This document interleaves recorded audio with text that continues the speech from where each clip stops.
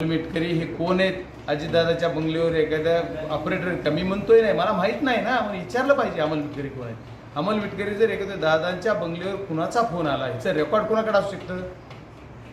Operator का? म्हणून मी म्हणलो की ऑपरेटर आहेत का, मला माहीत नाही की कोण अमोल मिटकरी. तर अमोल मिटकरी हे मी काय एवढं कुठलं दिग्गज नाव कुठलं बघितलं नाही की जे ट्विट करू शकतं त्याची दखल घ्यावं लागतं. दखल पात्र माणसाची दखल घ्यावी, त्याच्यामुळे दखल घ्यायच्या विषयातला येत नाही.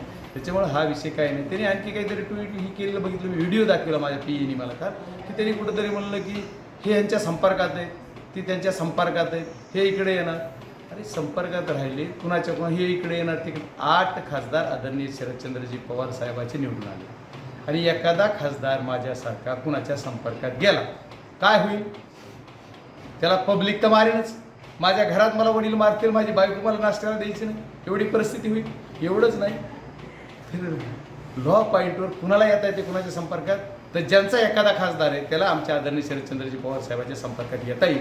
आणि ह्यांच्यावर काय बोलायचे किंवा काय नाही, आदरणीय आमचे युवकाचे प्रदेशाध्यक्ष महबूबाईंनी सगळे डिटेल सांगितले, ते चांगलं बोलले. त्याच्यामुळे आता मी काय त्याच्यावर बोलावं प्रतिक्रिया, मी खासदार आहे, मी कुणावर बोललं पाहिजे की मी ठरवी.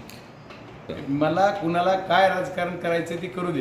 विषय कुठं आहे की यांनी काय ट्विट केलं आणि त्याला काय उत्तर द्यायचं, त्याला उत्तर काय द्यायचं, कशामुळे द्यायचं उत्तर कशाला, ह्या विषयाला विनाकारण बगल देणे, विनाकारण कुठंतरी नेणे हा विषय वेगळा आहे. आदरणीय शरदचंद्रजी पवार साहेबाची जी ताकद या महाराष्ट्रात आहे, देशात आहे, देशानं बघितली, ते आदरणीय पवार साहेबाच्या विषयाच्या ताकद कुणाला पचवता येईल म्हणून कुठंतरी संभ्रम निर्माण करायचं काम. ओके, धन्यवाद.